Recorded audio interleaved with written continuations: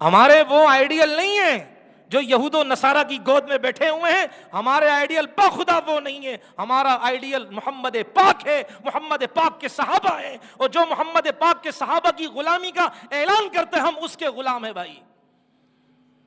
جو غیر ممالک کی جوتیوں کو چاٹیں, جو ہندوؤں کے کلچر کو وہاں سعودیہ عربیہ کے اندر عام کریں, ہم ان کو نہیں مانتے اپنا مقتدا. صاف صاف اعلان ہے. ابو جہل بھی تو عربی تھا, ابو لہب بھی تو عربی تھا, بہترین فصیح و بلیغ عربی زبان میں وہ کلام کیا کرتا تھا. ابو لہب خوبصورت تھا, لہب کے معنی آگ کا انگارہ, چہرہ اس کا اس طرح تھا, آگ کے انگارے کی طرح لال اور سرخ تھا. عبداللہ ابن ابی ابن سلول پکا منافق تھا, وہ بھی تو عربی تھا. تو اس کا مطلب کیا ہے؟ جو جاہل عربی ہو ہم اس کی بات مانیں؟ نہیں, ہم اس عربی کی بات مانیں گے جو میرے نبی علیہ السلام کی جوتوں پہ آئے گا, جو میرے نبی علیہ السلام کی ناموس کی حفاظت کرے گا, جو میرے نبی علیہ السلام کے تقدس کی پامالی کرنے والوں کو عبرت کا نشان بنائے گا. ہم اس کے غلام ہیں بھائی. تو یہ حالت ہو گئی ہے. یہ نبی کی دعائیں ہیں کہ اللہ کے نبی علیہ السلام نے عرش پر اللہ سے گڑ گڑا کر مانگا, واعف عنا, اللہ میری امت کے چہروں کو مس مت کرنا, واغفر لنا, زمین کو پھاڑنے مت دینا, اندر نہ جائیں. ارے میرے محترم عزیزو, او میرے نوجوان بھائیو, آج نیت کر لے انشاءاللہ کہ ہم اپنے چہروں کو نبی کی سنت سے سجائیں گے, اور ہمارا آئیڈیل صحابہ ہے. I love all صحابہ, I love محمد الرسول اللہ. سارے صحابہ, سارے انبیاء, ہم کسی میں فرق نہیں کریں گے انشاءاللہ.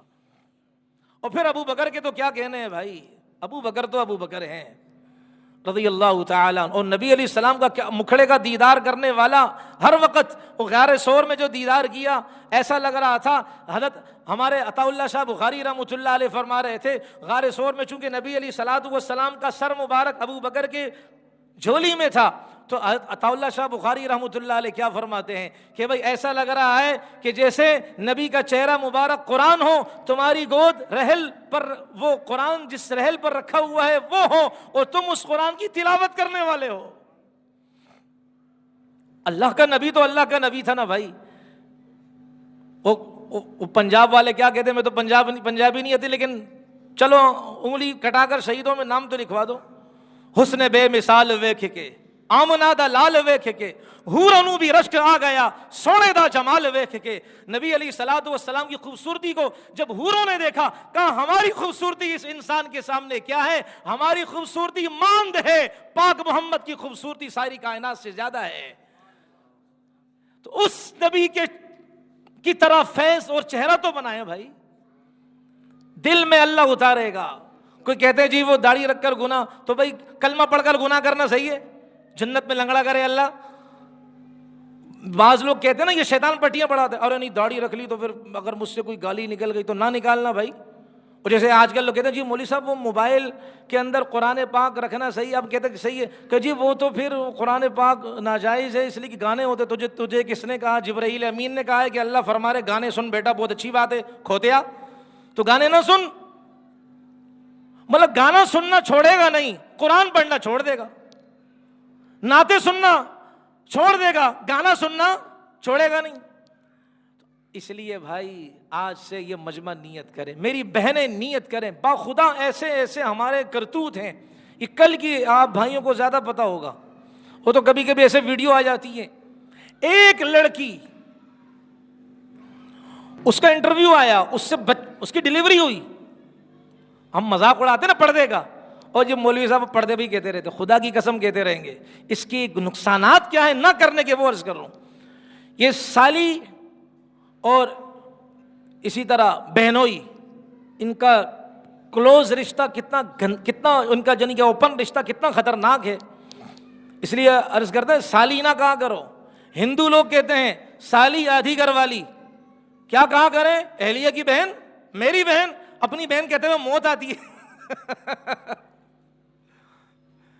تو ایک عورت کا انٹرویو آیا, اس نے خود انٹرویو دیا, اس کا ڈیلیوری ہوئی اس کی. یہ کوئی پنجاب کا واقعہ ہے, بچہ ہوا. کہا کس کا؟ کہ جی یہ میرے ساتھ میرے بہنوئی نے میرے ساتھ یہ غلط کام کیا ہے. اور بھائی بہنوئی کے خواب میں نہیں آیا تھا, تو نے بھی تو منہ کالا کیا اس کے ساتھ. یہ بعض اوقات کیا ہے, اپنی بے گناہی کو چھپانے کے لیے, اپنے گناہ کو چھپانے کے لیے بے گناہ بنتے. یہ ایک طرفہ تھوڑی ہوتا ہے. یہ دو طرفہ ہوتا ہے، لگی ہے آگ برابر دل میں، یہ دونوں طرف معاملہ ہوتا ہے کہ جی یہ بچہ کا، یہ بچہ میرے بہنوئی نے میرے ساتھ منہ کالا کیا، زنا کیا ہے، 3 سے 4 سال پتہ نہیں کتنے عرصے تک منہ کالا کرتے رہے، یہ بچہ، اس کے بچے کی ویڈیو بھی ہے، تصویر بھی ہے۔ تو جب امت یہاں تک پہنچے کہ اپنی اہلیہ کی بہن تک نہ چھوڑے، ارے یہ تو پھر بھی ہلکا کیس ہے، لوگ تو ماؤں سے منہ کالا کر رہے ہیں۔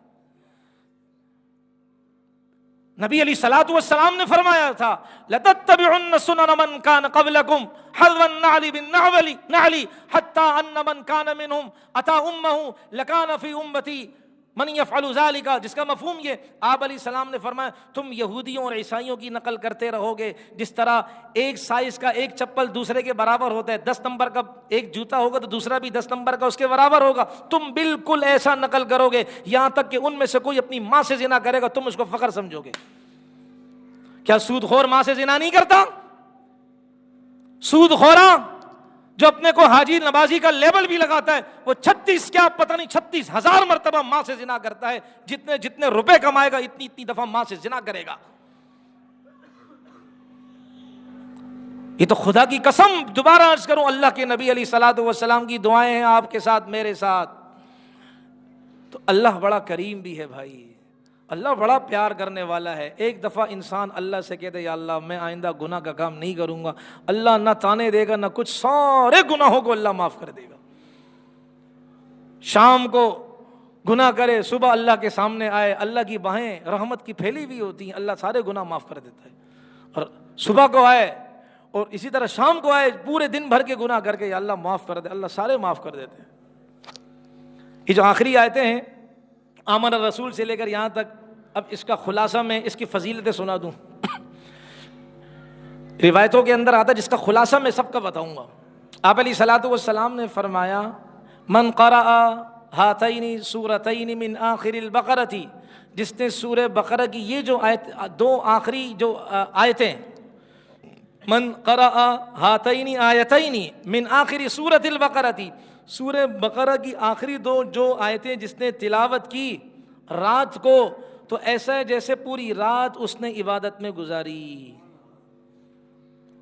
اور نبی علیہ السلام کی ایک اور روایت، صحیح روایت ہے، پکی ٹھکی روایت ہے، جناب نبی علیہ الصلوۃ والسلام نے ارشاد فرمایا، جس کا مفہوم یہ، جو آدمی رات کو 3 مرتبہ یعنی کہ 3 راتیں ان 2 آیتوں کی تلاوت کرے گا، اس گھر میں شیطان نہیں آئے گا۔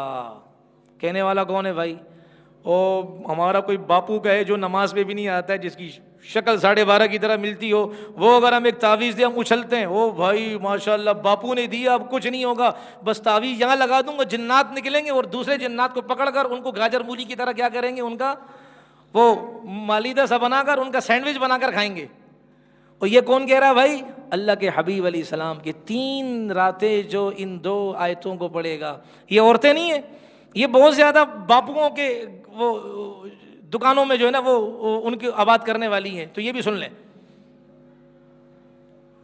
کہ بھائی ان چکروں کو چھوڑ دیں۔ اللہ نے قرآن دیا ہے، اللہ نے اپنا پاک نبی دیا، پاک نبی کی حدیثیں موجود ہیں، دعائیں موجود ہیں، کیا ضرورت ہے ان کے پاس جانے کی؟ ان کے تو خود اپنے لالے پڑے ہوئے ہوتے ہیں، ان سے کہو نا آٹا سستا کر کے چلو جنات لے آؤ آج، ان سے کہہ دو کہ بھائی آٹا بڑا مہنگا ہو گیا ہے، صبح تک اقصی مسجد کے باہر ایک ٹرک آنا چاہیے جس میں آٹا ہو، یا گھر گھر راشن پہنچنا چاہیے، جنات کی ڈیوٹی لگا دو۔